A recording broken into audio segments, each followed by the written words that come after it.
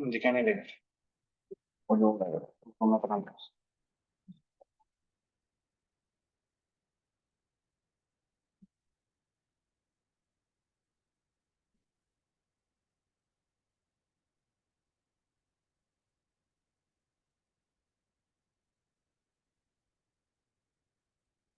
Recording in progress.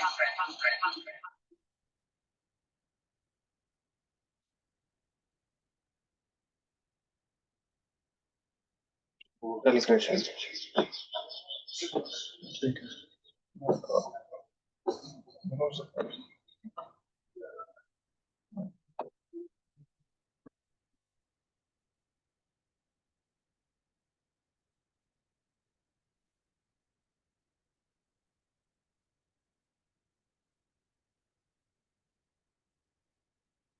वो sound. Hello.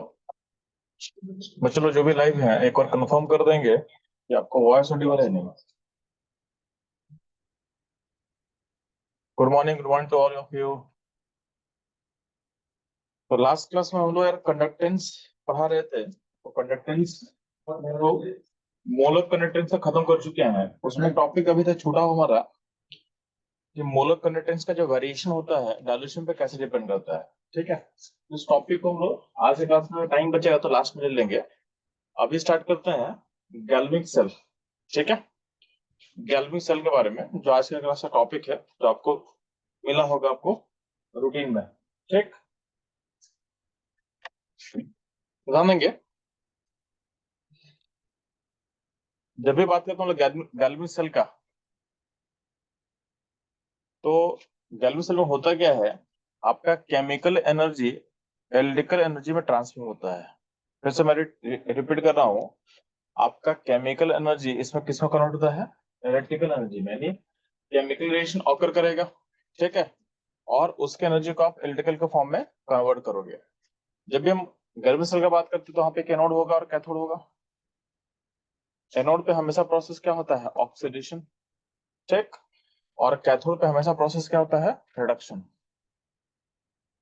समझ में? यहाँ पे एनोड कैथोड का साइन क्या होगा, तो ध्यान ना, गर्मी सेल में हम एनोड का साइन को लेते हैं नेगेटिव। क्यों लेते हैं हम आगे आपको समझाने वाले हैं।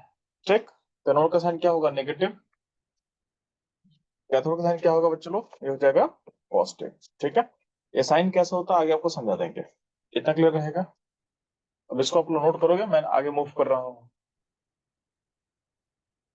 उदाहरण देंगे जब आप बात कर रहे हैं कि यहाँ पे केमिकल एनर्जी कन्वर्ट होगा इलेक्ट्रिकल फॉर्म में, यानी आपका जो रिएक्शन है, यानी केमिकल रिएक्शन का हम बात कर रहे हैं, अगर रिएक्शन को लिख दिया ऐसे, आर से जा रहा है पी। आर मतलब रिएक्टेंट, पी मतलब प्रोडक्ट, यानी आपका जो केमिकल रिएक्शन है वो रिएक्शन खुद से ऑकर कर रहा होगा, तो इस रिएक्शन का जो डेल्टा जी होता है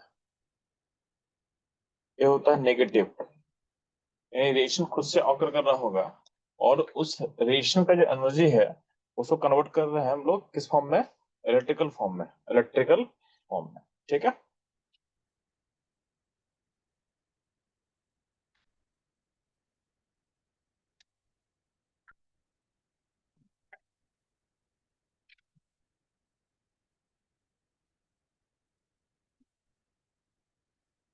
अब ध्यान देंगे आप।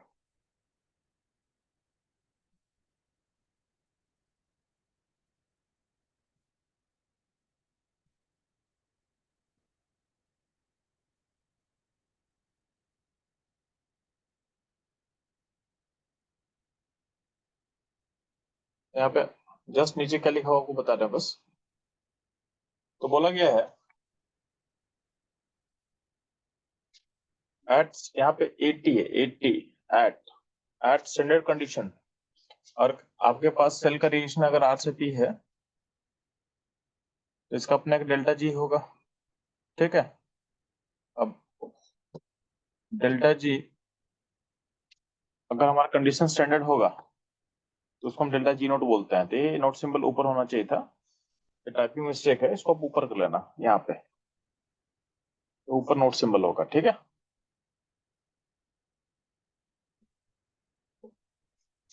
तो अगर कंडीशन स्टैंडर्ड होगा तो उस केस में रिएक्शन के डेल्टा जी को हम बोलते हैं जी नोट।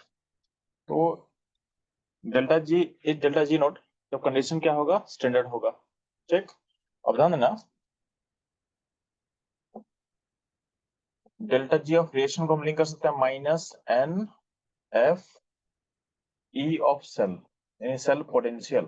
ठीक, तो डेल्टा जी को आप बोल सकते हो minus N F E of cell. यहाँ पे एन क्या होगा, एन होगा number of electron involve, number of electron involve. ठीक, एफ क्या होगा, एफ होता है फैराडे कांस्टेंट, एफ होता है फैराडे कांस्टेंट को हम लोग ऑलरेडी सीख चुके हैं। इसका वैल्यू कितना होता है, इसका वैल्यू होता है 96500 कूलम। बात समझे। और यहाँ पे ई होता है आपके बैटरी का पोटेंशियल, ये होता है आपकी बैटरी का पोटेंशियल।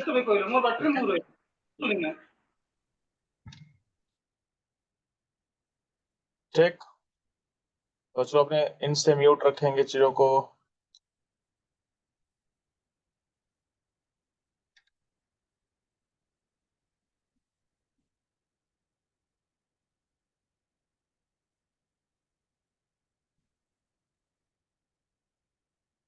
ठीक, तो इतना क्लियर है आप लोग को। अब आप क्या करोगे, इसको नोट करोगे फटाफट। अब ध्यान देंगे, अगर कंडीशन स्टैंडर्ड होगा उस टाइम में जो डेल्टा जी नोट है उसको उसको बोल सकते हो, ये होता है minus N F E naught, यानी सेल का जो पोटेंशियल है और कंडीशन स्टैंडर्ड होगा उस टाइम उसको ई नोट बोला गया। क्या बोला गया है, ई नोट बोला गया है। यानी सेल पोटेंशियल दो टाइम होता है, तो सेल पोटेंशियल को हम कब बोलते हैं, ई नोट, जब कंडीशन क्या होगा, स्टैंडर्ड होगा। तो कंडीशन स्टैंडर्ड होगा उस टाइम में डेल्टा जी को बोलेंगे डेल्टा जी नोट और ई को बोलेंगे ई नोट बोलते हैं। ठीक, इतना क्लियर रहेगा, इसको नोट कर लेंगे फास्ट।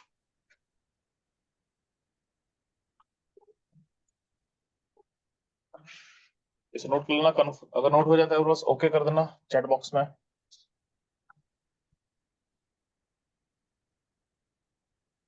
जल्दी से फास्ट, चलो नोट कर लिया तो ओके कर देंगे।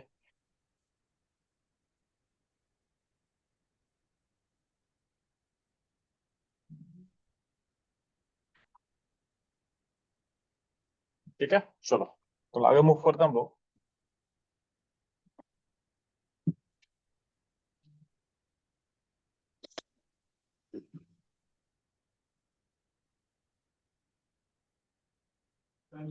ओके, यहाँ जो आपका कंडीशन दिया हुआ है कि ई नोट कब बोलेंगे आप लोग, जब कंडीशन स्टैंडर्ड होगा। तो आपका स्टैंडर्ड कंडीशन क्या डिफाइन किया गया है, तो बोला गया है अगर कोई भी गैसेस कंपोनेंट होगा, गैस का प्रेशर होना चाहिए 1 बार, कोई भी एक्वस रहेगा,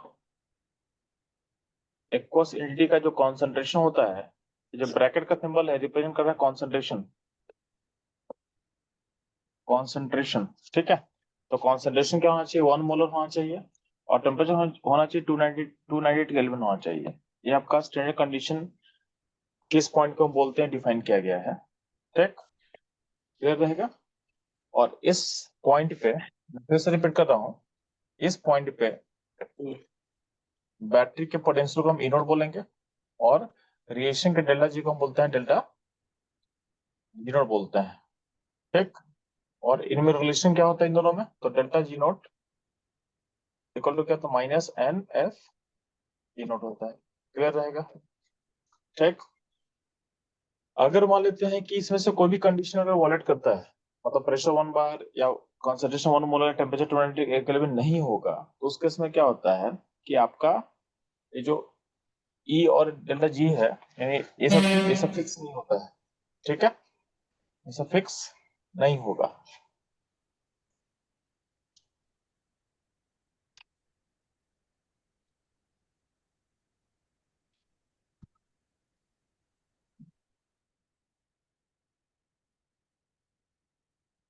ठीक, तो बोला गया कि अगर आपका कंडीशन स्टैंडर्ड नहीं होगा, ठीक है, यानी प्रेशर 1 बार या फिर कॉन्सेंट्रेशन 1 मोलर या फिर टेम्परेचर 290 केल्विन अगर नहीं होगा, कोई भी जगह चीज अगर चेंज करता है, कोई भी यहाँ पे कंडीशन अगर चेंज करता है, तो उस केस में हम पोटेंशियल या फिर गिब्स एनर्जी को डेल्टा जी को हम नोट का सिंबल यूज नहीं करेंगे, ठीक है।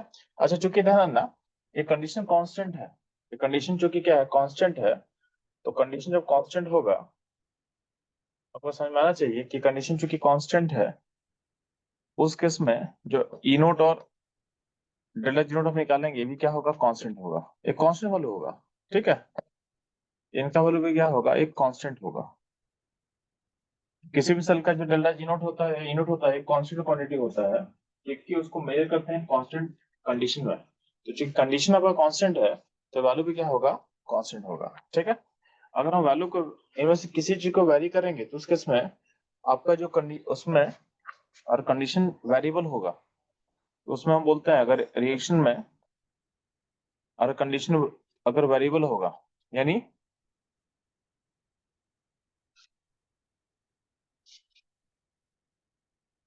नोट स्टैंडर्ड होगा, not at standard condition, condition standard नहीं होगा, तो उस केस में हम इस रिएक्शन के डेल्टा जी को ऐसा लिखते हैं, और इसका जो पोटेंशियल बिल्डअप होगा उसको बोल देंगे ई सेल, ठीक, याद रखना। तो किसी भी रिएक्शन का डेल्टा जी और ई हम डिफाइन कर सकते हैं, ठीक। और इसे ध्यान देना, ये जो डेल्टा जी है, ये रिएक्शन के साथ साथ क्या होगा, वेरी करेगा, और उसका ई भी क्या होगा, वेरिएबल होगा, यानी जैसे रिएक्शन प्रोग्रेस करेगा, आपका डेल्टा जी और ई क्या होगा, साथ साथ क्या होगा, चेंज कर सकता है, ठीक।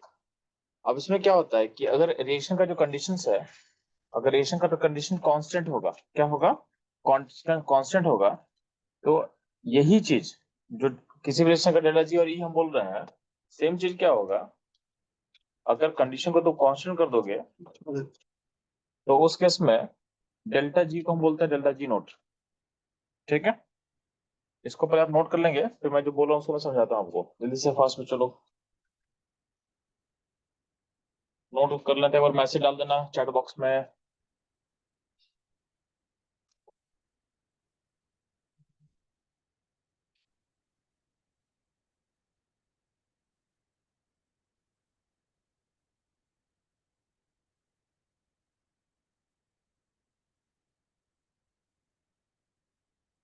ठीक है, बाकी लोग रिस्पॉन्ड करेंगे,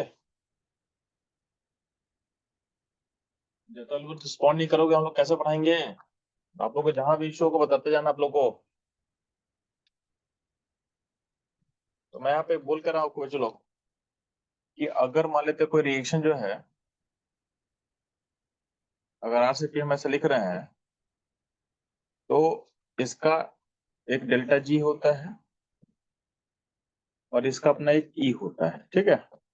यानी इस रिएक्शन का जो पोटेंशियल बिल्डअप है उसको हम ई बोल दे रहे हैं, और ये दोनों आपस में क्या होता है, माइनस एन एफ ई, इस फॉर्मूले से कनेक्टेड होता है, ठीक। अब इसमें ना अगर कंडीशन स्टैंडर्ड होगा, तो एट स्टैंडर्ड कंडीशन यही जो डेल्टा जी नो जी है,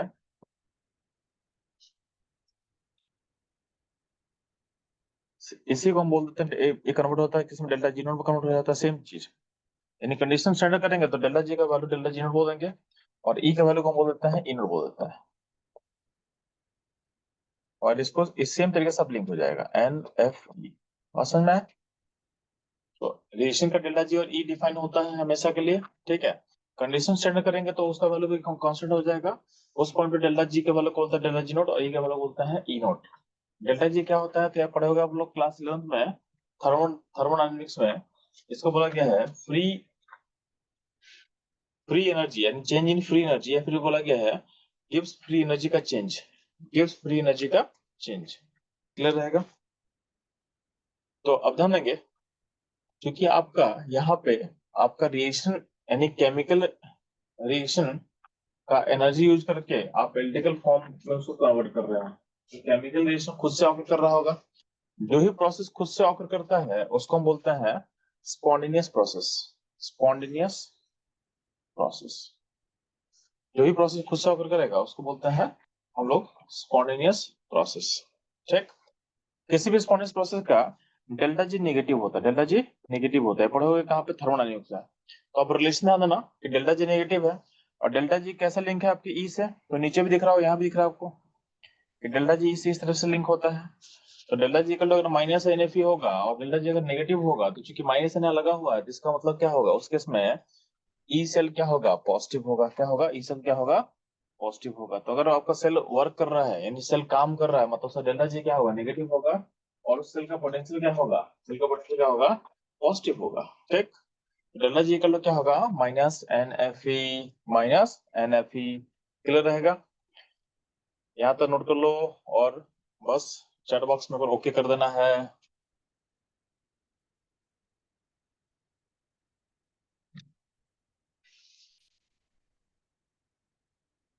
आप लोग इंटरेक्ट करते रहना जितना आप इंटरेक्ट करोगे उतना सेशन बेटर होगा।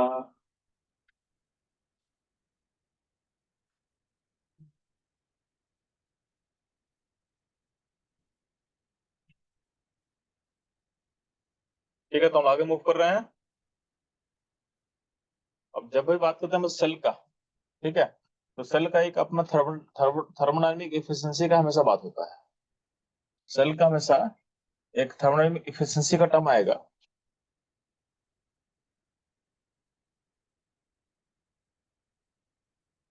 यहाँ ध्यान देंगे ये फॉर्मूले को आप नोट कर लो फॉर्मूला इंपॉर्टेंट है।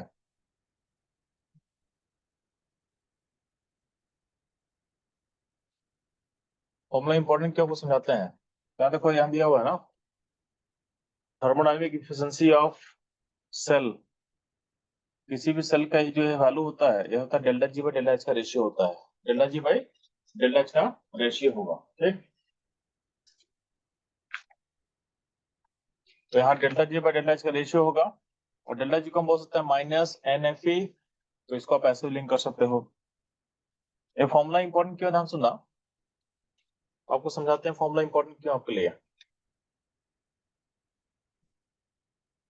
इसलिए ना क्वेश्चन आपका डायरेक्ट जेईई में पूछता है आपके सामने। जेईई मेन का पास पेपर में दिखा रहा हूं आपको देखते हैं इसमें। तो देखो यहाँ पे ये आपका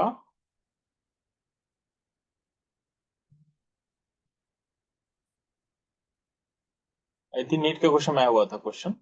ठीक है ठीक है इसको मैं दिखाऊंगा ये क्वेश्चन डायरेक्टली पूछा हुआ था। ये आपके नीट के पेपर का क्वेश्चन था। ये फॉर्मूला डायरेक्टली पूछा हुआ था कि थर्मल एफिशिएंसी ऑफ सेल क्या होता है तो क्या बोलोगे आप delta G by delta H का रेशियो होता है। ठीक। इसको आप नोट कर लो फॉर्मूले को। अब चलते हैं हम लोग कि आपका सेल का वर्किंग कैसे होता है यानी आपका जो सेल हम बना रहे हैं यानी इलेक्ट्रोकेमिकल सेल का वर्किंग कैसा होता है। ठीक।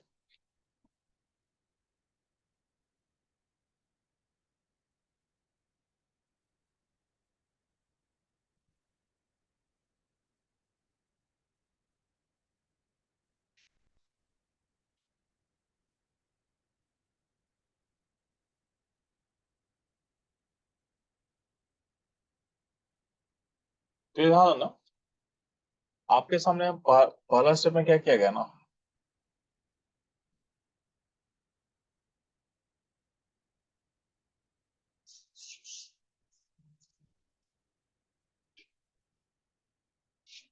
क्वेश्चन क्वेश्चन भी करवाएंगे ना स्टूडेंट अभी क्वेश्चन करवाएंगे तो आप लोग थोड़ा वेट कर लो क्वेश्चन करवाएंगे हम लोग काफी क्वेश्चन करेंगे हम लोग आज।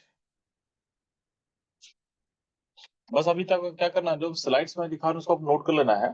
और ये जो स्लाइड्स है ना मैं रिक्वेस्ट कर लूंगा तो आपका जो यूट्यूब चैनल है अपने से ध्यान देना आपका जो यूट्यूब चैनल है डीएचसी का उसके जो जो आज का वीडियो अपलोड होगा उस वीडियो के डिस्क्रिप्शन में ये मैं बोल दूंगा ये फाइल का लिंक डालने के लिए ताकि आपके लिए एक्सेस बहुत आसान हो जाए। अभी हम लोग ये प्लान कर रहे हैं आपकी यूट्यूब वीडियो के लिंक के ठीक है यूट्यूब वीडियो का जो भी रहेगा उसका डिस्क्रिप्शन में इस फाइल का एक कॉपी उसमें डालने के लिए बोल देंगे।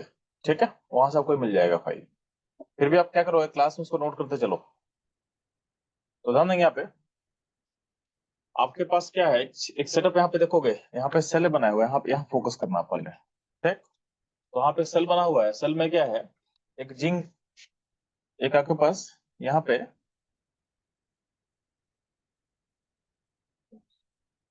एक सेकेंड कलर चेंज कर लेते हैं ताकि आपको विजुअल अच्छे से हो जाए। यहाँ पे जो ये बना हुआ है ये जिंक का है जिंक का है और यहाँ पे कॉपर का है रॉड। इन दो इलेक्ट्रोड लिया हुआ है, जिंक का एक कॉपर का, और अंदर में, ठीक है, यहाँ पे कॉपर सल्फेट का सॉल्यूशन लिया हुआ है, यानी एक को सॉल्यूशन में कॉपर+2 है। ठीक, तो यहाँ पे होगा क्या, तो आपके सॉल्यूशन में कॉपर+2 है, एक आपका इलेक्ट्रोड है किसका, जिंक का, एक है आपके पास कॉपर का। तो होता क्या है, यहाँ पे एक डिस्प्लेसमेंट रिएक्शन होगा, यहाँ पे कॉपर का +2 सेट होगा, इसको +2 कर देना, ठीक है, और यहाँ पे जिंक Zn कर देना, और यहाँ पे कॉपर, ये N हटा देना यहाँ से। ठीक, अब पढ़े हो, अब जानते हो कि जिंक क्या होता है, जिंक होता है ज्यादा रेडिएटिव होता है देन कॉपर। तो जैसे सॉल्यूशन में जिंक को दिखाएगा कि कॉपर सॉल्यूशन मौजूद है, जिंक क्या करेगा, जिंक उसको डिस्प्लेस करना स्टार्ट करेगा। तो इस रॉड पे, यहाँ इस रॉड में जो जिंक है, जिंक खुद को क्या करेगा, जिंक जो है ये खुद को जिंक+2 में भेजेगा, और यहाँ पे क्या होगा, तो खुद जिंक क्या होगा, सॉल्यूशन का पार्ट बनेगा, और यहाँ जो इलेक्ट्रॉन आएगा, वो इलेक्ट्रॉन कॉपर के पास अटैक कर लेगा, यानी कॉपर को ट्रांसफर कर देगा। यानी इस रॉड के अबाउट में ही क्या होगा, इस रॉड के आसपास क्या होगा, जिंक सॉल्यूशन का पार्ट बनना स्टार्ट हो जाएगा, और यहाँ पे कॉपर जो है, कॉपर का जो +2 है, कॉपर बन के क्या होगा, सॉल्यूशन में डिपोजिट करना स्टार्ट कर देगा। ठीक, यानी इस रॉड के अबाउट में ही इलेक्ट्रॉन का ट्रांसफर होगा। ठीक, अगर हम यानी यहाँ पे एक इलेक्ट्रॉन का ट्रांसफर होना स्टार्ट हुआ है। अब इस इलेक्ट्रॉन के ट्रांसफर से अगर हमको एनर्जी निकालना होगा, अगर हम सोचेंगे, तो पॉसिबल नहीं है। क्यों पॉसिबल नहीं है, अगर हम मान लेते हैं यहाँ पे बाहर के सर्किट में, यानी बाहर का सर्किट में अगर हम एक वोल्ट मीटर डाल दें या एमीटर डाल दें हम, ठीक, तो बाहर के सर्किट में करंट फ्लो जीरो होगा, यहाँ पे सर्किट में करंट का फ्लो जीरो होगा। क्यों, क्योंकि आपका जो भी इलेक्ट्रॉन ट्रांसफर हो रहा है इस रॉड के अबाउट हो जा रहा है, इस रॉड के अबाउट में, ये जो जिंक का रॉड आपको दिख रहा है यहाँ पे, इस जिंक के रॉड के अबाउट में ही क्या इलेक्ट्रॉन का ट्रांसफर होगा, जिंक सिंपली इलेक्ट्रॉन लूज करेगा, जो उसके साइड बगल में जो कॉपर होगा, यानी जस्ट जस्ट में जो कॉपर हो +2 आयन होगा वो गेन करेगा, और जिंक लूज करके सॉल्यूशन का पार्ट बनेगा। तो इलेक्ट्रॉन का जो ट्रांसफर हो रहा है वो इस रॉड के पास हो जा रहा है, यानी बाहर के सर्किट में फ्लो नहीं कर रहा है। यानी हम चाहेंगे कि अगर इलेक्ट्रॉन यहाँ से फ्लो करके यहाँ आए और यहाँ से जाके यहाँ पे कॉपर+2 पे गेन करे, ऐसा नहीं होगा, ये सिस्टम नहीं होगा। ठीक, क्योंकि जिंक के पास में कॉपर+2 दिख रहा है, तो इलेक्ट्रॉन का जो फ्लो होगा आउटर सर्किट में नहीं होगा। रीजन है क्योंकि इसके पास में ही उसको कॉपर+2 मिल गया, वहीं पे रिएक्शन ऑकर कर जाएगा। ठीक, तो अगर इससे काम, इसका मतलब क्या है, इसका मतलब है कि अगर सेम कंपार्टमेंट में हम सारे चीज को रखें, तो जो जिंक+2 है, या जिंक जो है और जो कॉपर+2 है, इनके बीच का डिस्टेंस होता है 0। तो इसमें क्या होता है, इनमें आपस में एक्सचेंज हो जाएगा, इलेक्ट्रॉन का इसमें ट्रांसफर हो जाएगा बाहर के सर्किट में। तो नो फ्लो ऑफ चार्ज, यहाँ चेंज है, इसको चार्ज करना है, इसको आर करना है, no flow of charge in outer circuit, in outer circuit. तो no flow of charge in outer circuit, बात समझ में आया? बाहर के सर्किट में कोई भी आपके पास इसका नहीं होगा, इलेक्ट्रॉन का फ्लो नहीं होगा। इसमें क्या होगा, इसमें आपका करंट या वोल्टेज क्या होगा, 0 होगा। तो करंट का वैल्यू 0 होगा, इवन अगर हम बात करते हैं ई का, तो वोल्टेज भी क्या होगा, 0 होगा। बात समझे? तो नीचे लिखा हुआ है कि in same compartment there is no requirement of charge flow through the wire, wire मतलब आउटर सर्किट, बाहर वाला circuit, that's why current is 0। Clear रहेगा, इसको आप नोट कर लो फास्ट। तो मतलब ये बताना चाह रहे हैं कि अगर सेम कंपार्टमेंट में आप रिएक्शन को करना चाहोगे, तो उसके समय प्रॉब्लम क्या है कि आपके बीच में जो आयंस और मेटल के बीच का जो डिस्टेंस है, गैप 0 होता है। तो इलेक्ट्रॉन का ट्रांसफर उनके बीच में सॉल्यूशन फेज में हो जाएगा। तो बाहर के सर्किट में इलेक्ट्रॉन का ट्रांसफर नहीं होगा, यानी बाहर के सर्किट में आपका इलेक्ट्रॉन क्या होगा, यानी आपका करंट क्या होगा, 0 होगा। ठीक है, नोट कर लेना, नोट कर लियो तो ओके कर देना बस, जल्दी से फास्ट।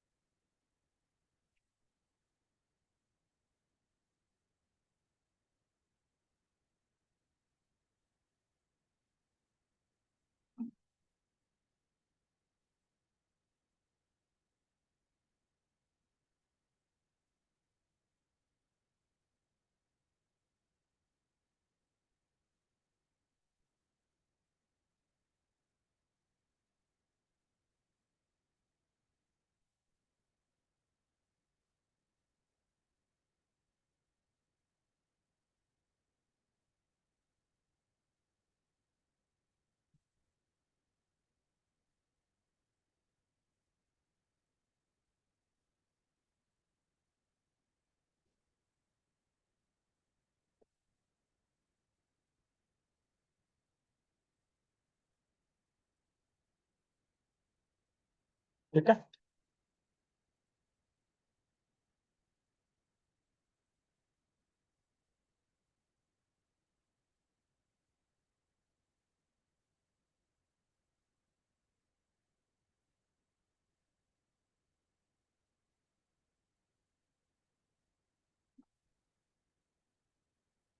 हम लोग आगे मूव करते हैं।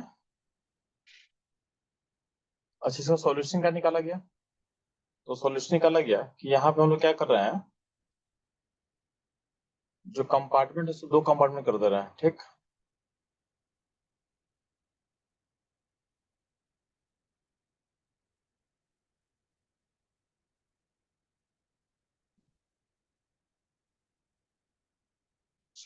ठीक है। तो हम लोग क्या किए, जो प्रोसेस उसको 2 कंपार्टमेंट में ब्रेक में डाल दिए।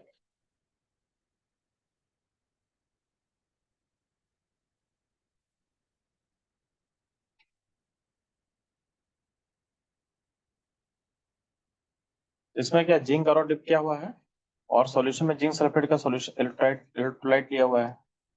तो एक कंपार्टमेंट में हम क्या किए हैं, जिंक के रॉड में जिंक सल्फेट का क्या किए हैं, उसमें आपका इलेक्ट्रोलाइट डाला हुआ है। ठीक, और यहाँ राइट में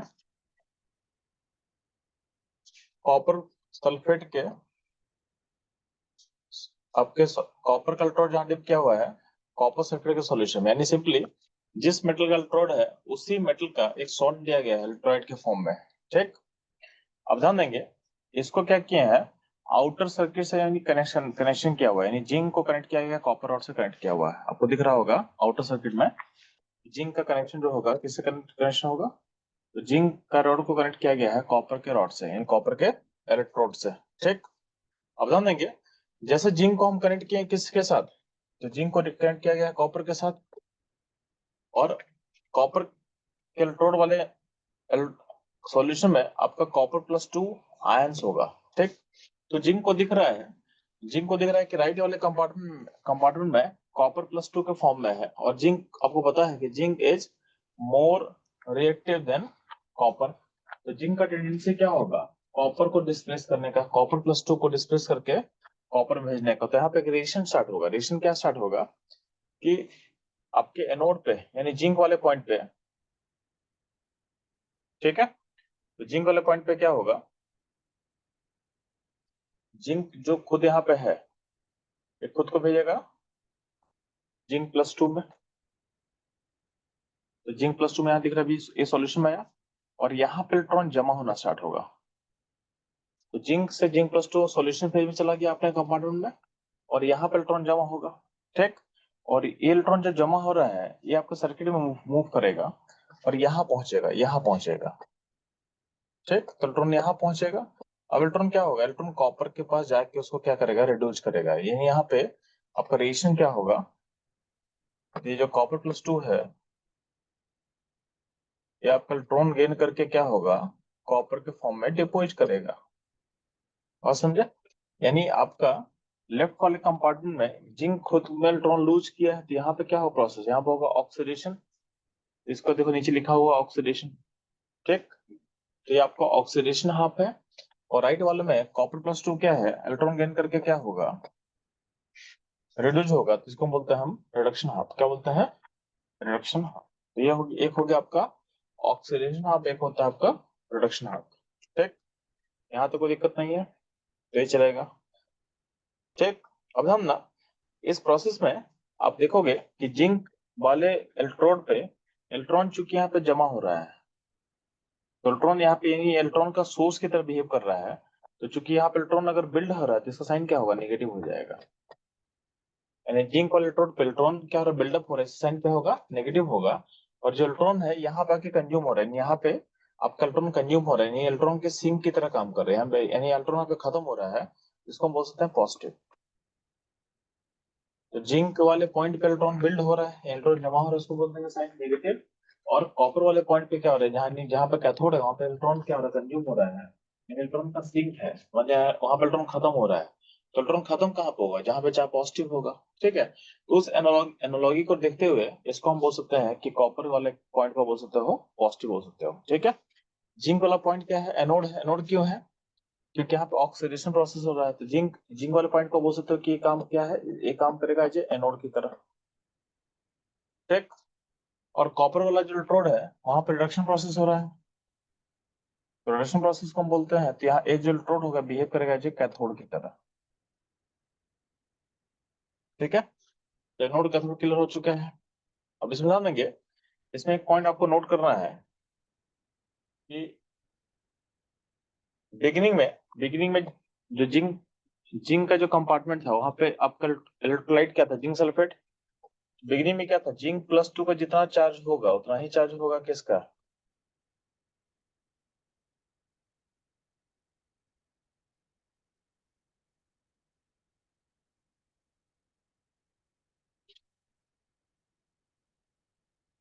जिंक +2 का उतना ही होगा, क्या होगा? SO4 - 2 का, ठीक। SO4 - 2 का, यानी जिंक और सल्फेट का चार्ज क्या था? इक्वल था, ठीक। अब यहाँ पे जो तुम्हारा एक्स्ट्रा जिंक आ रहा है, एक्स्ट्रा जिंक आएगा तो जिंक +2 का नंबर क्या होगा? बढ़ना चालू करेगा, तो इसमें चार्ज का इम्बैलेंस हो जाएगा। फिर से मैं रिपीट कर रहा हूँ, आपके जिंक सल्फेट का सॉल्यूशन शुरू में कैसा था? न्यूट्रल था, क्योंकि जितना जिंक +2 का चार्ज होगा उतना ही क्या होगा? सल्फेट आयन का चार्ज होगा, यानी शुरू में क्या होगा? प्लस और माइनस चार्ज इक्वल होगा। अब जैसे जैसे टाइम प्रोग्रेस करेगा तो जिंक +2 का जो एक्स्ट्रा पार्टिकल आपके सॉल्यूशन में आ रहा है, दिख रहा होगा एक्स्ट्रा पार्टिकल, इस सिस्टम में नेट चार्ज कैसा क्रिएट करेगा? तो यहाँ सिस्टम में नेट चार्ज पॉजिटिव होगा। क्या हो? नेट चार्ज क्या होगा? पॉजिटिव बिल्डअप इंक्रीज होना चालू करेगा, यानी आपका एनोड का जो कंपार्टमेंट है, यहाँ पे आपका ऑक्सीडेशन हो रहा है, उस कंपार्टमेंट में नेट चार्ज पॉजिटिव बिल्डअप होना चालू हो रहा है, क्योंकि इसमें जिंक +2 का एडिशन हो रहा है। सिमिलरली आपका जो कैथोडिक कंपार्टमेंट था उसमें क्या था? कॉपर प्लस सल्फेट था शुरू में। तो शुरू में क्या था? कॉपर +2 और सल्फेट क्या था? इक्वल था बिगिनिंग में। तो बिगिनिंग में नेट पॉजिटिव नेगेटिव क्या है? इक्वल है। बाद में क्या हो रहा है कि यहाँ से कॉपर +2 क्या हो रहा है? यहाँ से खत्म हो रहा है, तो यानी पॉजिटिव खत्म होगा तो अल्टीमेटली क्या होगा? आपका नेगेटिव चार्ज क्या होगा? ज्यादा होगा, तो यानी अल्टीमेटली ये जो कंपार्टमेंट है समय के साथ यानी टाइम के साथ क्या होगा? इस पर नेगेटिव चार्ज बिल्डअप होना स्टार्ट होता है। यानी ऐसा प्रोसेस आपका स्टार्ट होगा, आपका ऑक्सीडेशन वाले कंपार्टमेंट में, आपका ऑक्सीडेशन वाले कंपार्टमेंट में नेट चार्ज क्या होगा? ठीक है, तो आपके ऑक्सीडेशन वाले कंपार्टमेंट में नेट चार्ज क्या होगा? नेट चार्ज पॉजिटिव होगा, और आपके रिडक्शन वाले कंपार्टमेंट में नेट चार्ज क्या होगा? नेगेटिव बिल्ड होगा। नेट चार्ज क्या होगा? नेगेटिव बिल्ड होगा, ठीक। यहाँ तक कोई दिक्कत? ठीक है, तो ऑक्सीडेशन रिडक्शन ये चीज आपको क्लियर रहेगा।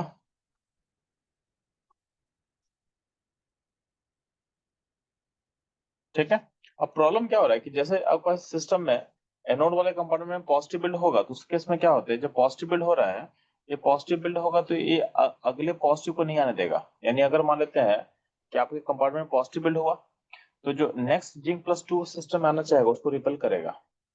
यानी ये जो पॉजिटिव आपको दिख रहा है यहाँ पे, ये पॉजिटिव दूसरे पॉजिटिव को नहीं आने देगा, प्लस ये जो पॉजिटिव बिल्ड होगा इलेक्ट्रॉन को फ्लो को ब्लॉक करेगा, इलेक्ट्रॉन का फ्लो को ब्लॉक करेगा। सेम क्या होगा आपके कॉपर वाले यानी कैथोड वाले कंपार्टमेंट में, आपका नेट चार्ज नेगेटिव बिल्ड हो रहा है, नेगेटिव जो बिल्ड होगा यहाँ पे इलेक्ट्रॉन को रिपेल करेगा। यानी यहाँ पे अगर नेगेटिव बिल्ड होगा तो इलेक्ट्रॉन जो यहाँ पे आ रहा है तो उसको रिपेल करेगा, आने नहीं देगा। प्लस यहाँ से जो कॉपर +2 बाहर जाना चाहता है उसको भी क्या करेगा? रोक कर रखेगा। यानी आपको शॉर्ट्स में छोटे टर्म में बताएं तो आपको समराइज करके बोल सकता हूँ कि जैसे जैसे रिएक्शन प्रोग्रेस करेगा, आपका सिस्टम में एक नेट चार्ज बिल्डअप हो रहा है, एनोड वाले कंपार्टमेंट में पॉजिटिव, कैथोड में नेगेटिव बिल्ड होगा। इससे प्रोसेस में इसमें इम्पैक्ट क्या होगा? इसका इम्पैक्ट होगा कि आपका इलेक्ट्रॉन का जो फ्लो हो रहा है उसको क्या होगा? ब्लॉकेज मिलेगा। यानी आपके सर्किट में जो करंट फ्लो होना चालू है, यानी जो इलेक्ट्रॉन का फ्लो है वो स्टॉप कर जाएगा, ठीक है। यानी आपका जो सेल है, सेल थोड़ी देर के लिए काम करेगा, फिर उसका काम करना क्या होगा? बंद हो जाएगा। बात समझ में आया? यानी सेल का वर्किंग क्या होता है? स्टॉप हो जाता है। अब हमारा मोटो क्या है? हमारा मोटो है कि सेल हमेशा काम करता रहे, अल्टीमेटली हमको एनर्जी चाहिए। तो हम ऐसा देख लिया कि मेरा सेल काम करना बंद हो रहा है, तो कोई ना कोई सॉल्यूशन निकालना पड़ेगा। सॉल्यूशन कैसे निकलेगा? तो प्रॉब्लम क्या? प्रॉब्लम है चार्ज का बिल्डअपमेंट। तो सॉल्यूशन में क्या होगा? चार्ज के बिल्डअपमेंट को रोकना या फिर चार्ज को न्यूट्रलाइज कर देना। प्रॉब्लम होने का रीजन क्या था? प्रॉब्लम होने का रीजन ये है कि आपके कंपार्टमेंट में कहीं ना कहीं चार्ज का बिल्डअपमेंट हो रहा है। तो चार्ज को अगर हम न्यूट्रलाइज कर देंगे तो मेरा जो प्रॉब्लम है सॉल्व हो जाएगा। ठीक है, तो उसके लिए हम पढ़ेंगे सॉल्ट ब्रिज। तो यहाँ लिखा हुआ देखना, ये लिखा होगा सॉल्ट ब्रिज। इसको एक्सप्लेन करेंगे। तो ये इसमें अभी तक जो भी डिस्कशन हुआ है उसको अपने वर्ड्स में लिख लो। ठीक, जल्दी से फास्ट लिखने के बाद मेरे को बस कंफर्म करना कि आप लिख चुके हो। ठीक है, डन लिख देना बस, या तो ओके लिख देना या तो डन लिख देना। तो डिस्कशन को अपने लैंग्वेज में लिख लो।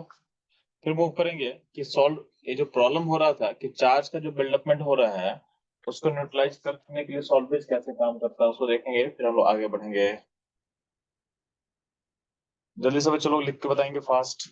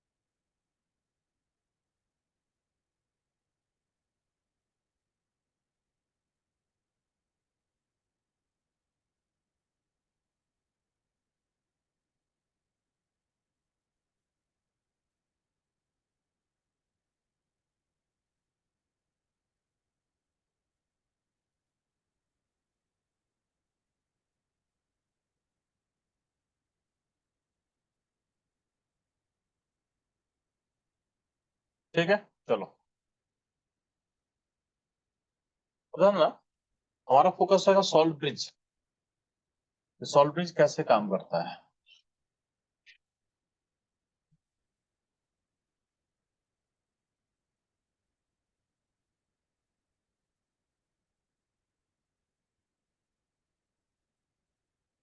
ठीक, तो ध्यान देना,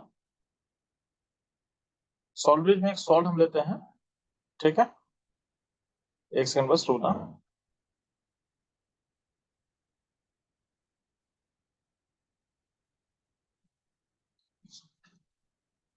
हम्म, एक सेकंड बस थोड़ा सा।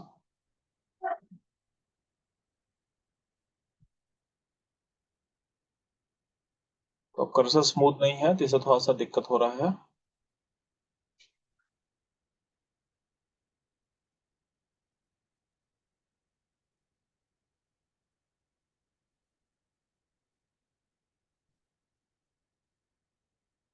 हम्म, तो बोला गया सॉल्व ब्रिज में होता क्या है चलो। तो सॉल्व ब्रिज में हम लोग एक सॉल्व लेते हैं। ठीक, तो समझाया गया है कि जो सॉल्व ब्रिज आपको दिख रहा होगा इसमें एक सॉल्ट होता है जिसका एक नेगेटिव पार्ट होगा, पॉजिटिव पार्ट होगा। तो मान लेते हैं तेरे पास ए प्लस है और बी माइनस है।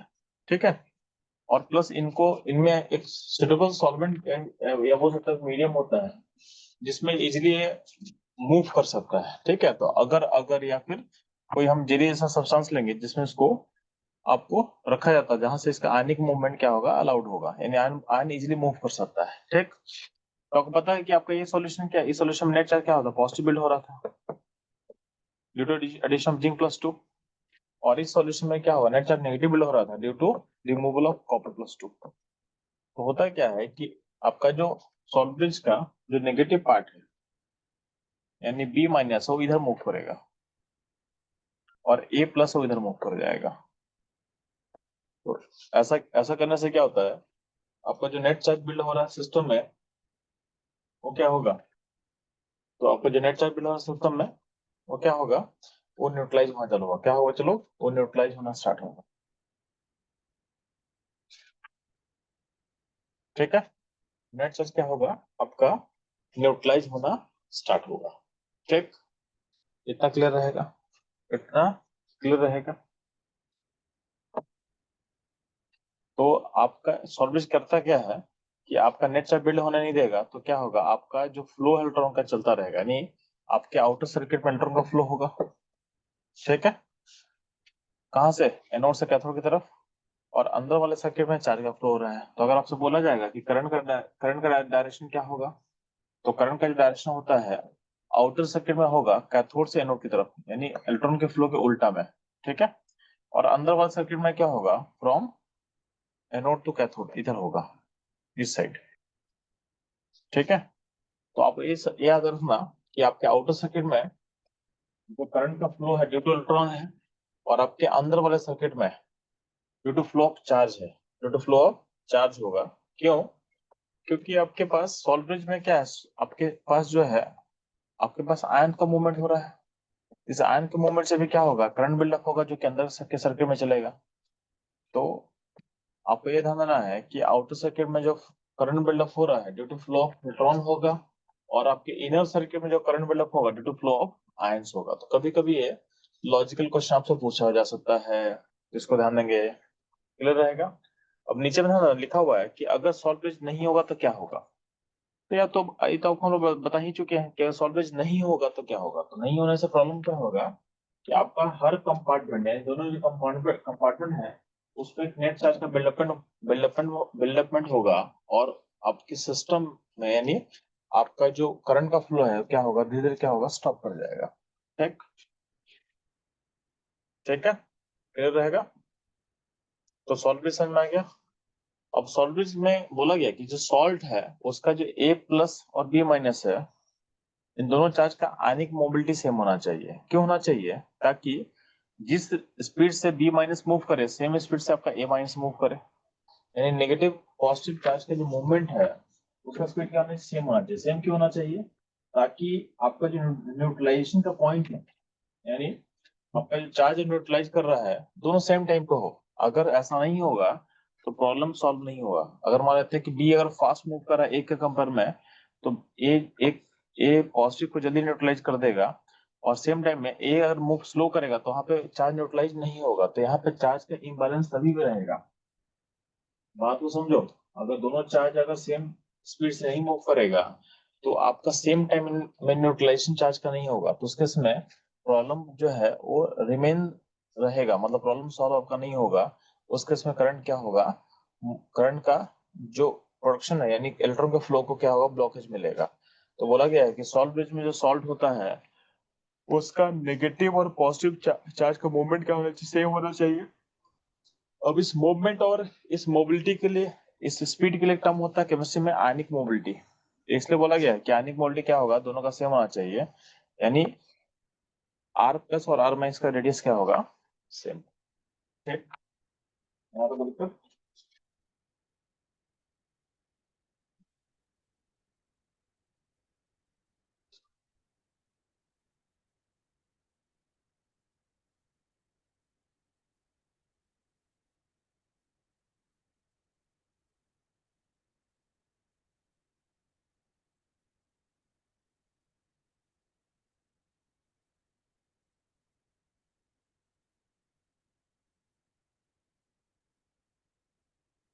ठीक है, चलो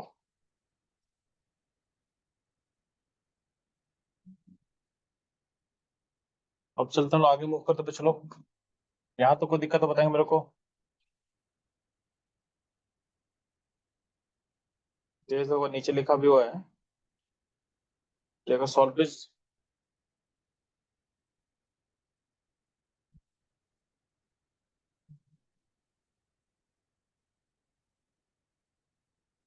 अगर यहाँ देखो, यहाँ पे लिखा भी जो लिखा हुआ आप नोट कर भी कर सकते हो।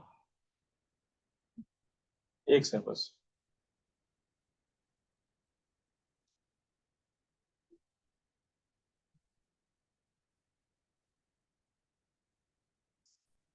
देखो यहाँ पे लिखा क्या हुआ है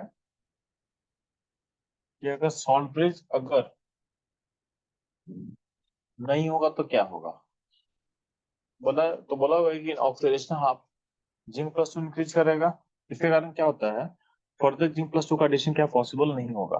ठीक है, इन रिडक्शन हाफ सेल में क्या होगा, सॉल्यूशन सॉल्यूशन में इन यहाँ पे जो अल्टीमेटली क्या होगा, सॉल्यूशन में आपका नेट नेगेटिव बिल्डअप हुआ, यहाँ पे कुछ मिसिंग है, उसको मैं ऐड कर दे रहा हूँ कि सॉल्यूशन में क्या होता है, नेगेटिव चार्ज बिल्ड होना स्टार्ट होता है, तो जो क्या करेगा, आपके इलेक्ट्रॉन को रिपेल करेगा, तो करंट क्या होगा, करंट स्टॉप कर जाता है, इसको पास नहीं करोगे, इसको बोलते करंट स्टॉप्स, या बोल सकते हैं इसको, सॉरी इसको ऐसा आप लिख सकते हो कि करंट जो है, करंट एक मोमेंट के लिए फ्लो करेगा, करंट एक मोमेंट के लिए फ्लो करेगा, उसका करंट का वैल्यू क्या स्टॉप कर जाएगा, ठीक है।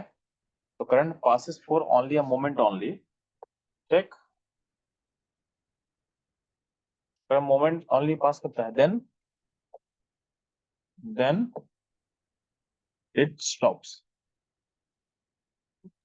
करंट एक मोमेंट के लिए फ्लो करेगा, फिर क्या होगा, स्टॉप कर जाएगा। Hence salt bridge is used to complete the circuit and neutralization of excess charge in anodic and cathodic half cells, half cell या फिर कंपार्टमेंट, ठीक है। तो कभी कभी ऐसा पूछा जाएगा कि सॉल्व ब्रिज का फंक्शन क्या है, तो सॉल्व ब्रिज का रूल क्या होता है बच्चों, तो ये क्या करेगा, आपके सर्किट को पूरा करेगा, प्लस जो एक्स्ट्रा चार्ज बिल्ड हो रहा है सिस्टम में, उसको क्या करेगा, न्यूट्रलाइज करेगा, ठीक है। तो इसको नोट कर लेंगे फास्ट,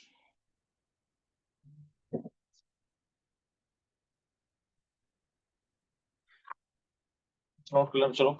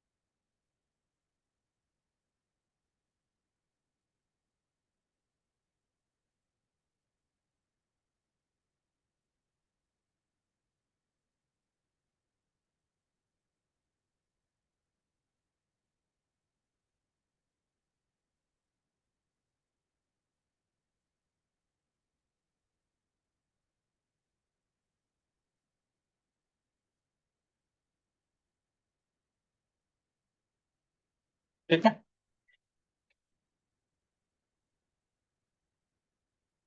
तो इसको नोट कर लिया होगा मेरे हिसाब से। तो ये था आपका सॉल्व ब्रिज का काम क्या था। अब इसमें एक चीज और हम लोग ऐड करेंगे, तो नेक्स्ट पेज पे हम लोग का, तो ये लिखा हुआ है role of salt bridge, role of,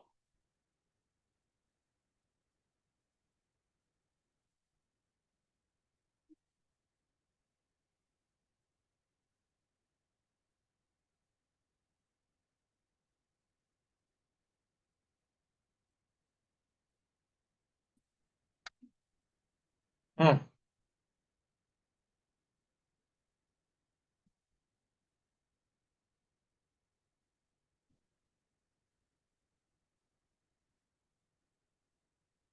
जानेंगे जब भी बात करते हैं हम सॉल्व ब्रिज का, तो रोल क्या होता है, तो रोल यहाँ लिखा हुआ है, neutralization, role of salt bridge, इसका काम क्या होगा, neutralization of excess charge, excess यहाँ पे एस कर देना, एक्सेस एस कर देना पे, ठीक है। यहाँ पे जो लिखा हुआ है एक्सेस, एक्सेस लिखा हुआ है यहाँ पे,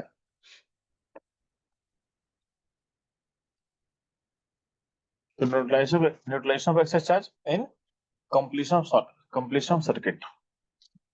अगला पॉइंट बोला गया है कि आपका जो सॉल्ट ब्रिज में जो सॉल्ट होता है, उस पर कुछ कंडीशन क्या बोला गया, कंडीशन क्या बोला गया, तो charge on ion both ion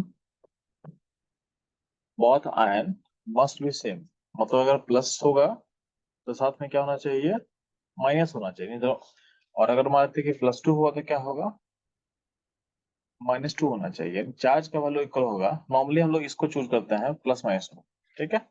तो चार्ज का दोनों में सेम होना चाहिए, बात समझ में आया?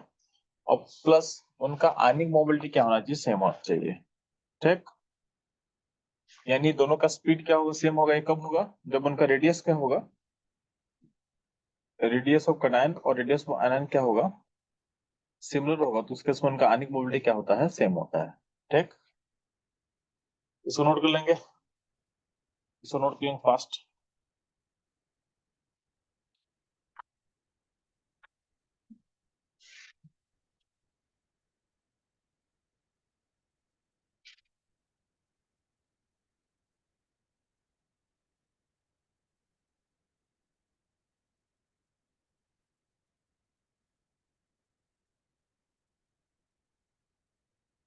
तो नोट कर लेना, और एक बार नोट हुआ तो एक बार ओके कर देना बच्चे लोग।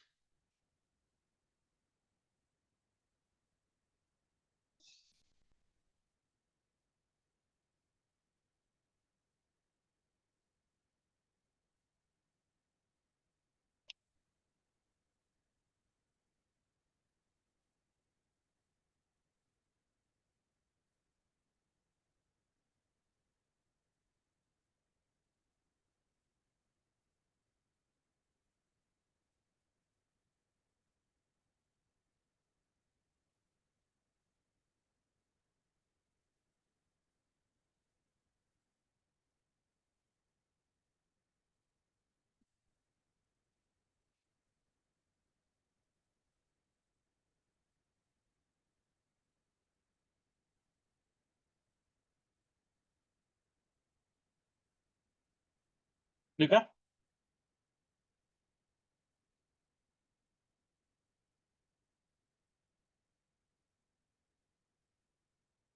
चलो।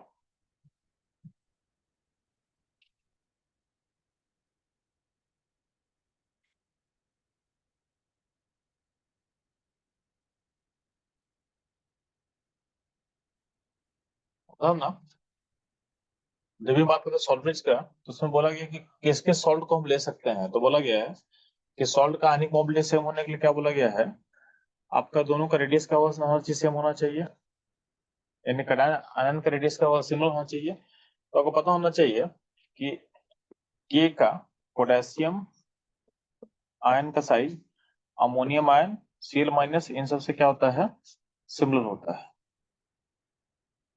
ठीक है, के प्लस का जो साइज होगा, अमोनियम आयन इन Cl माइनस नाइट्रोजन से क्या होगा, सिमिलर होगा। ठीक, भाषा में इनका क्या होगा, सिमिलर होगा।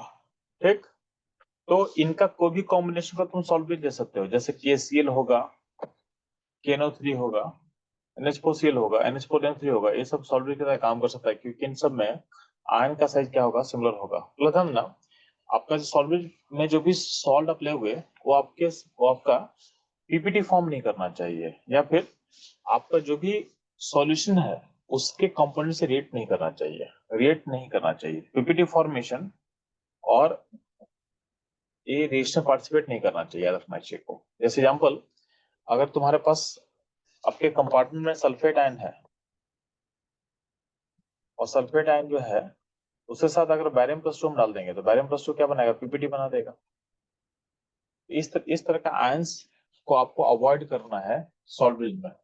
सॉल्विंग में ऐसा नहीं लेना है जो कि पीपीटी फॉर्म कर जाए, या फिर कंपार्टमेंट में जाकर रिएक्ट कर जाए, उस तरह की चीजों को आपको अवॉइड करना है।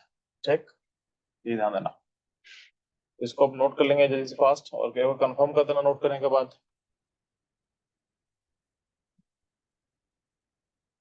चलो फास्ट नोट करके कंफर्म कर देंगे, आगे मूव करने टाइम आ चुका है हम लोग को।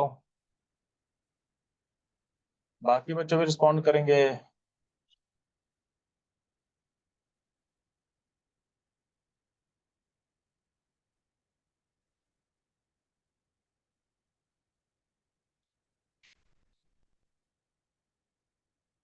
ठीक है, चलो।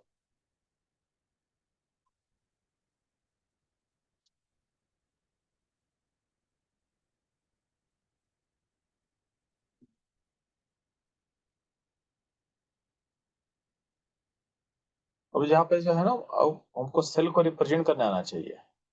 अगला हमारा फोकस होगा सेल का रिप्रेजेंटेशन, सेल का रिप्रेजेंटेशन।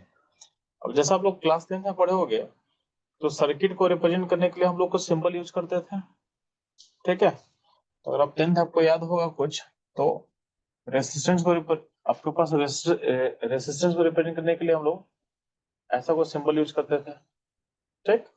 इससे क्या होता है कि आपको रिप्रेजेंट करना क्या होता है, आसान होता है। अब क्या था, इतना बड़ा जो हम लोग सेल ड्रॉ करें बार बार, यानी 2 कंपार्टमेंट है ऐसा, फिर उसमें जिंक, बाहर सॉल्वेज, ये सॉल्वेज लगा दिए हम, इलेक्ट्रोड लगा दिए, इतना बड़ा हम सर्किट ड्रॉ करेंगे तो क्या होगा, ये आपके लिए मतलब रिप्रेजेंट करने का करेक्ट वर्जन नहीं होगा। इसमें टाइम टेकिंग है, प्लस क्या है, इससे बेटर तरीका हम सोच सकते हैं, ठीक। तो बेटर तरीका क्या है, तो सेल को रिप्रेजेंट करने के लिए क्या है, हम लोग क्या कैसे रिप्रेजेंट करते हैं, तो यहाँ पर ध्यान देना, हम एक साइड लिखेंगे एनोड का रिएक्शन, और ये जो 2 लाइन खींचे हैं, ये रिप्रेजेंट करता है किसको, सॉल्वेज को, ये रिप्रेजेंट करता है सॉल्वेज को। और राइट में लिखते हैं कैथोड वाले प्रोसेस को, तो लेफ्ट में एनोड का प्रोसेस, राइट में कैथोड का प्रोसेस, और बीच में होता है सॉल्वेज। एनोड पे क्या होता है, ऑक्सीडेशन, और कैथोड पे क्या होता है, रिडक्शन, तो उसको मेंशन करना है। तो अगर आपको सेल याद होगा, तो एनोड पे क्या हो रहा था, जिंक का जो रॉड था, तो जिंक का रॉड से क्या हो रहा था, जिंक का रॉड से जिंक+2 में जा रहा था, ठीक है। और राइट में क्या हो रहा था, आपका जो कॉपर+2 एक और सॉल्यूशन में था, इलेक्ट्रॉन गेन करके कॉपर फॉर्म कर रहा है, कॉपर फॉर्म कर रहा है, ठीक, क्लियर रहेगा। तो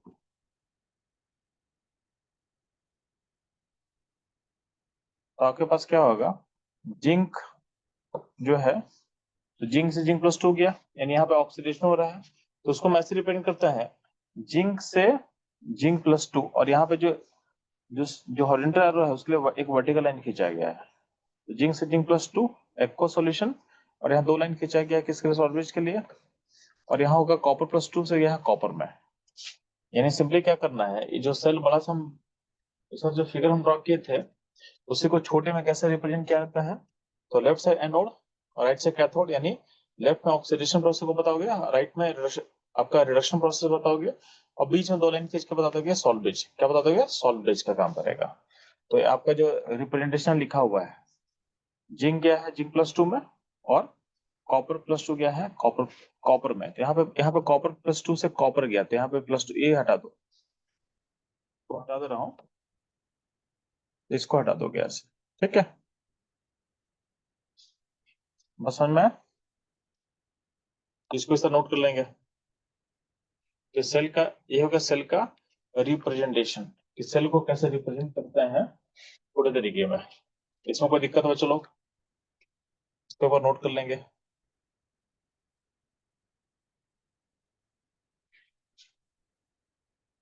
चलो कुछ लोग का रिक्वेस्ट है कि इवनिंग में क्लास ले सकते कि नहीं ले सकते हैं, तो हम लोग इवनिंग क्लास ले सकते हैं, प्रोवाइडेड कि डीएचएससी रिक्वेस्ट करे हम लोग को। तो आपका जो रिक्वेस्ट है डीएचएससी में आपको, यानी अपने कंसर्न टीचर्स या फिर एडमिनिस्ट्रेशन को सबमिट कर देना है। हम लोग किसी भी टीचर को इशू नहीं है इवनिंग क्लास लेने में, ये प्रोग्राम रन किया गया है आपके स्कूल को सपोर्ट करने के लिए, ठीक है, ताकि आप स्कूल में पहुंचो।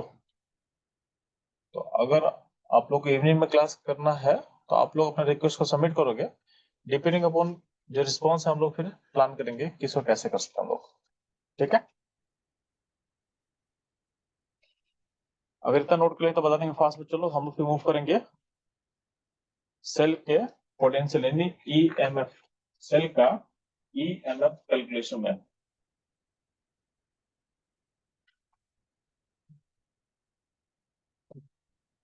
जल्दी से फास्ट पे चलो, जो भी नोट कर लिए हैं फटाफट रिस्पॉन्ड कर देंगे ताकि हम आगे बढ़ पाए। आप लोग को प्रोसेस में पार्टिसिपेट करना है, टीचिंग 2 वे प्रोसेस है, 1 वे प्रोसेस नहीं है। नोट हो गया, फटाफट बोलो कि नोट हो गया सर, आगे बढ़ना है। ठीक है, चलो तो सेल रिप्रेजेंटेशन को क्लियर हो चुका है।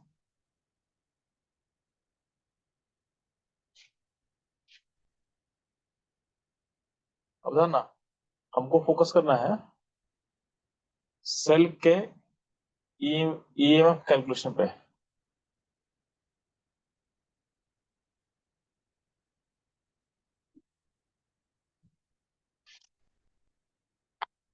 तो सेल का रिप्रेजेंटेशन क्लियर हो चुका था आपको।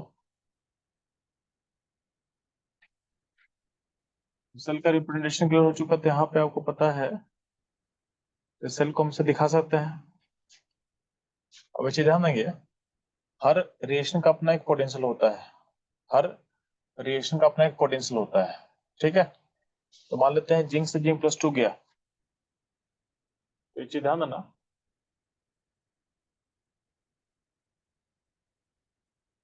जिंक सॉलिड से जिंक प्लस 2 गया, तो यहाँ पे क्या प्रोसेस हो रहा है, ऑक्सीडेशन प्रोसेस हो रहा है। इस प्रोसेस का अपना एक पोटेंशियल होगा, उसको हम लिख सकते हैं ऐसा, ई ऑफ जिंक से जिंक प्लस 2, यानी जिंक से जिंक प्लस 2 गया है, इसके पोटेंशियल को हम ऐसा लिख सकते हैं, इसको हम एक्स बोल देना मान लेते हैं। ठीक है, और अगर सेम प्रोसेस उल्टा होता है, मान लेते हैं कि अगर ऐसा हो रहा होता कि जिंक प्लस 2 से अगर जिंक जा रहा है, तो इसके पोटेंशियल को हम ऐसा रिप्रेजेंट करेंगे, कैसा रिप्रेजेंट करेंगे, ई ऑफ जिंक प्लस 2 से जिंक। ठीक, तो बोला गया है कि अगर सेम प्रोसेस होगा तो उसका जो ऑक्सीडेशन पोटेंशियल यहाँ जो है, ये इसका ऑक्सीडेशन प्रोसेस है, और ऊपर में क्या प्रोसेस रिप्रेजेंट किया गया है, रिडक्शन प्रोसेस रिप्रेजेंट किया गया है। तो बोला गया है अगर अगर प्रोसेस सेम रहेगा, तो अगर ऑक्सीडेशन प्रोसेस का पोटेंशियल हम अगर एक्स मानते हैं, उस केस में उसी प्रोसेस का रिडक्शन प्रोसेस के पोटेंशियल हम क्या बोलेंगे, माइनस एक्स मानेंगे। क्या मानेंगे, माइनस एक्स मानेंगे। फिर से बोल रहे हैं, अगर प्रोसेस सेम रहेगा, प्रोसेस सेम रहेगा तो सेम प्रोसेस का ऑक्सीडेशन पोटेंशियल अगर एक्स होगा तो रिडक्शन पोटेंशियल क्या होगा, माइनस एक्स होगा। यानी सिंपली है कि सेम प्रोसेस के लिए ऑक्सीडेशन प्रोसेस और ऑक्सीडेशन पोटेंशियल और रिडक्शन पोटेंशियल एक दूसरे का क्या होता है, नेगेटिव होता है। तो यहाँ लिखा हुआ है कि ऑक्सीडेशन प्रोसेस का potential is just negative of reduction potential का पोटेंशियल, जस्ट नेगेटिव होता है। बात समझ में है? तो ई ऑफ जिंक से जिंक प्लस 2 का जो वैल्यू होगा, negative of E of zinc plus 2 से जिंक के वैल्यू के इक्वल होगा। ठीक, सिमिलरली अगर हम कॉपर प्लस 2 से कॉपर जा रहे हैं, तो यहाँ पे जो पोटेंशियल होगा इसको हम क्या बोल सकते हैं, ये आपका रिडक्शन प्रोसेस है। तो रिडक्शन प्रोसेस के पोटेंशियल को हम ऐसे लिख सकते हैं, कॉपर प्लस 2 से कॉपर, ये पोटेंशियल जो होगा कॉपर का ऑक्सीडेशन प्रोसेस के पोटेंशियल के क्या होगा, नेगेटिव के इक्वल होगा। ठीक है, तो सेम प्रोसेस यहाँ समझाया गया है, अगर सेम प्रोसेस होगा, सेम प्रोसेस होगा तो उसका ओपी, जब भी केमिस्ट्री में हम ओपी यूज करें, ओपी, ओपी का मतलब क्या होता है, ऑक्सीडेशन पोटेंशियल, ऑक्सीडेशन पोटेंशियल, और आरपी का मतलब होता है रिडक्शन पोटेंशियल।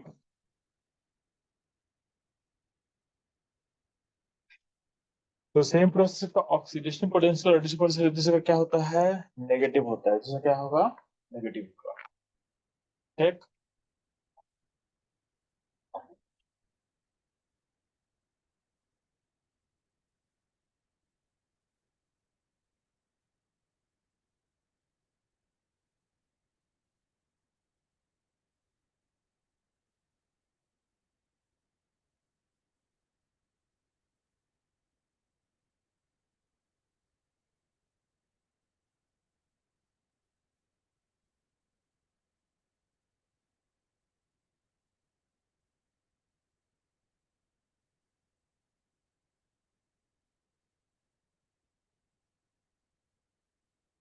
ठीक है, तो आपको बस ध्यान देना है, सेम प्रोसेस का ऑक्सीडेशन और ऑक्सीडेशन पोटेंशियल और रिडक्शन पोटेंशियल क्या होता है, एक दूसरे का क्या होता है, नेगेटिव होता है। ठीक, इतना नोट कर लो फास्ट, जल्दी से फास्ट हो चलो, अगर नोट हो जाए तो बता देना है।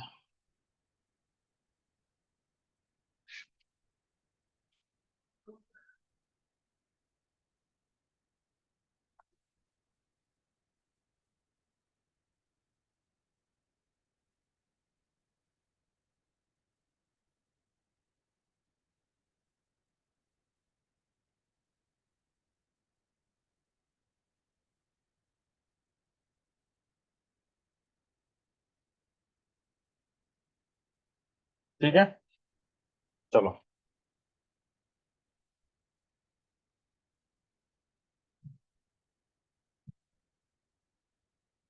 इतना क्लियर रहेगा। बता देंगे, कभी भी सेल अकेला काम नहीं करता, याद रखना। यानी हाफ सेल का हम जब बात कर रहे हैं तो हमको अगर बैटरी का पोटेंशियल कर्व बताना हो,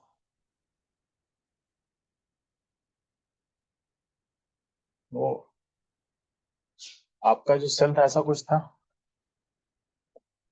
कि लेफ्ट साइड में क्या था, आपका एनोड था, उसमें जिंक का रॉड था, और सॉल्यूशन में क्या था, जिंक सल्फेट का सॉल्यूशन लिया हुआ था। राइट में क्या था, कॉपर का कैथोड लिया हुआ था, और यहाँ पे लेफ्ट में था आपका जिंक सल्फेट का सॉल्यूशन था एक्वस, और यहाँ पे क्या था, कॉपर सल्फेट का। बात समझे? और इस सेल को हम लोग कनेक्ट किए थे आउटरमोस्ट सर्किट में,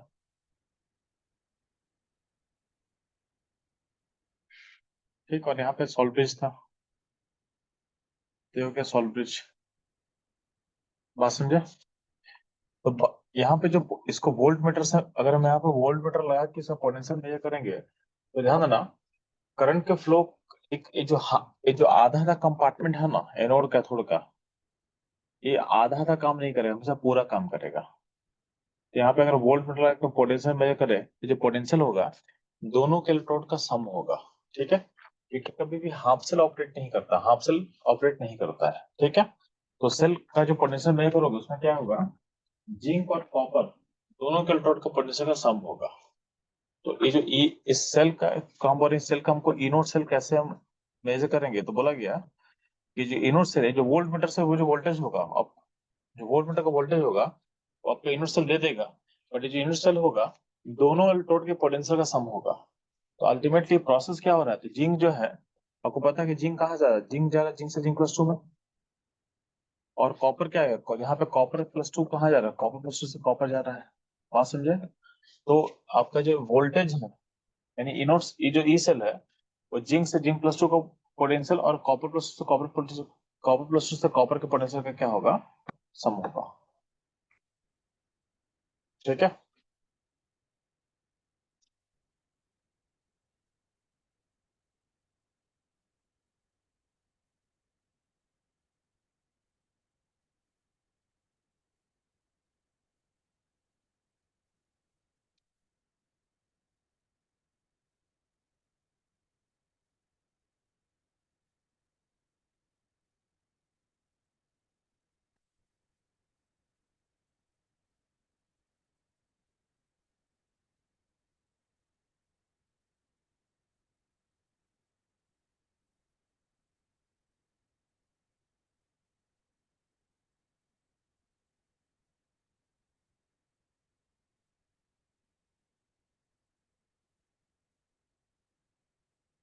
इतना क्लियर रहेगा।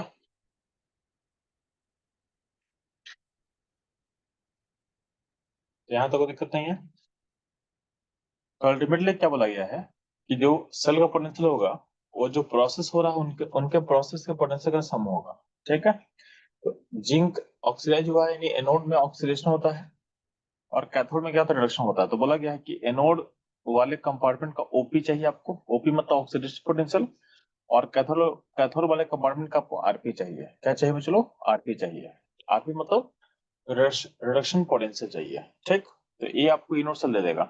अब कभी कभी क्या होता है ना, एनोड का आरपी दिया रहता है, क्या रहता है, एनोड का आरपी। तो हम ना, अगर सेम प्रोसेस का आरपी रहेगा उसको ओपी, और हमको लेकिन एनोड एनोड एनोड का क्या चाहिए, हमको एनोड का ओपी चाहिए। अगर एनोड का आरपी दिया रहेगा तो क्या करना, उसको माइनस से मल्टीप्लाई करना, तो क्या होगा, उसके ओपी में चेंज हो जाएगा, उसके ओपी में चेंज हो जाएगा, ठीक। तो एनोड का आरपी में अगर माइनस मल्टीप्लाई करें तो क्या होगा, एनोड का ओपी में चेंज हो जाएगा, ठीक। और कैथोड, यानी अगर लॉजिकली क्या चाहिए, लॉजिकली आपको चाहिए एनोड का ओपी और कैथोड का आरपी। अगर मान लेते हैं कि कैथोड का आरपी दिया हो बट एनोड का भी आरपी दिया हो, तो क्या करना, उसको माइनस से मल्टीप्लाई करना ताकि ओपी में चेंज हो जाए। अगर आपको एनोड का ओपी दिया हो बट कैथोड का, अगर कैथोड का भी ओपी दिया हो, तो क्या करना, कैथोड के ओपी को माइनस से मल्टीप्लाई करना ताकि ये कहाँ चेंज हो जाए, और आरपी में चेंज हो जाए, ठीक है। और अगर एनोड का आरपी दिया हो और कैथोड का ओपी दिया हो, तो क्या करना है, एनोड के आरपी को माइनस से मल्टीप्लाई करना ताकि ये चेंज हो जाए किसमें, ओपी में। और कैथोड के ओपी को माइनस से मल्टीप्लाई करा ताकि ये चेंज हो जाए आपके आरपी में, और दोनों को जोड़ करके आप सेल पोटेंशियल को बता सकते हो। सेल पोटेंशियल को बताने का इतना सारा तरीका पॉसिबल है। क्लियर रहेगा?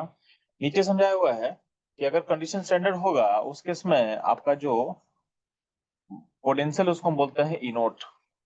क्योंकि ये कंडीशन कांस्टेंट है तो ये भी क्या होगा, कांस्टेंट होगा। ये भी क्या होगा, कांस्टेंट होगा। और कंडीशन कोई भी होगा, कुछ भी होगा, तो उसके इसमें हम ई बोलते हैं, जो कि वेरी कर सकता है। बट ई नोट क्या होगा, एक फिक्स क्वांटिटी है, यानी एक कंडीशन कांस्टेंट पे जो वैल्यू होता है उसको बोलते हैं ई नोट बोलते हैं। ठीक, यहाँ तक नोट करेंगे फास्ट, और नोट करें तो बता देना कि नोट हो चुका है। ठीक,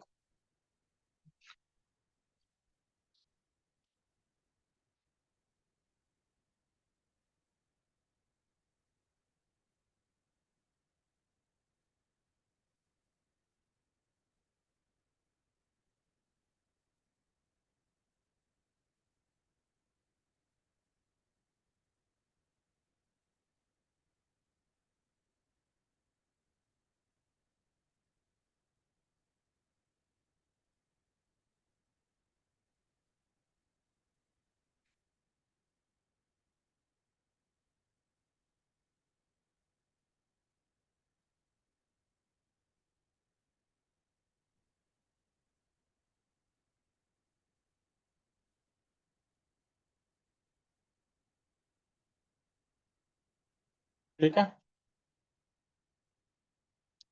यहाँ तो नोट क्लियर। चलो तो आप लोग एक ब्रेक ले लो 5 मिनट का। ब्रेक के बाद हम सेशन को रिज्यूम करेंगे।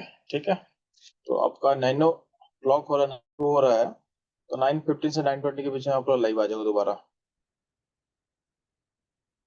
तो यहाँ तक आप रिवाइज कर लेना, कोई भी दिक्कत हो तो दोबारा पूछ लेना, मैं समझा दूंगा। इसका हम लोग मूव कर जाएंगे आपके सेल के पोटेंशियल को कैसे मेजर करते हैं। तो ये तो आपका थ्योरी का सारा पार्ट कवर हो गया। थोड़ा सा थ्योरेटिकल पोर्शन हो रहा है, फिर हम लोग चलेंगे न्यूमेरिकल वाले पोर्शन पे कि कैसे इसमें सेल पोटेंशियल निकालते हैं। ठीक है, आपको क्लास कैसा लग रहा है इसका फीडबैक भी दे देना। क्लास समझ में आ रहा है कि नहीं आ रहा है, या क्या चेंजेस चाहिए, आप चैट बॉक्स में टाइप कर सकते हो। तो बच्चे लोग 15 मिनट का ब्रेक ले लेना और दोबारा लाइव आ जाना। मेरे इन समय सेशन को मैं बस म्यूट कर रहा हूँ। ठीक, और सेशन को रिज्यूम करेंगे अराउंड 9:15 के आसपास हम लोग। ठीक है, चलो